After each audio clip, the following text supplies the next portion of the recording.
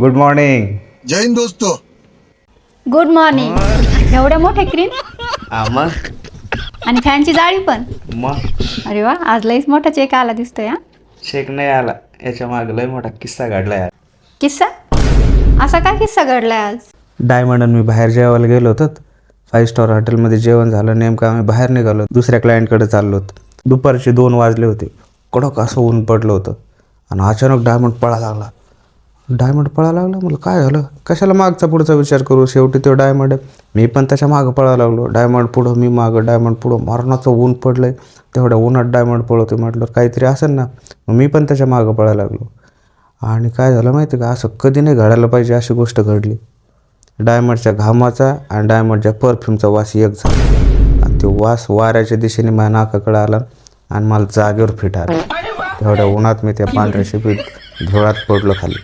कसा बसा खरबडून उठलो आणि परत डायमंडच्या मागं पळायला लागलो. पण पळता पळता मी अशी मान तिरकी करून पुढं पाहिलं की नेमकं डायमंड कोणाच्या मागं पळतोय. ते पुढं कोण असन? पुढं भंगारवाला हातगाडा घेऊन सुसाट पळत सुटला आमच्या बेनं. मग माझ्या डोक्यात बत्ती पेटली की डायमंड काहीतरी स्वस्तात मस्त भेटन ह्या आशेने त्याच्या पाठीमागं पळतोय. पण आता माझी बी आशा होती, ती आशा नव्हती राहिली, ती आशाबाई झाली होती. मी पण डायमंडच्या सोबत पळायला लागलो. जवळपास डायमंडला ओव्हरटेक करणारच होतं, पण डायमंड लय फास्ट पळत होता. तेवढ्यात डायमंडचा दामा उठला. डायमंड लागला करायला. दवाखान्यात नेलत नाही तुम्ही त्यांना? अरे कशाला डायमंडला दवाखान्यात नेऊ. डायमंडला ओव्हरटेक केलं, मागं टाकला डायमंड, डायरेक्ट हातगाडा गाठला आणि तिथून ह्या क्रीम घेऊन आलो त्यासाठी.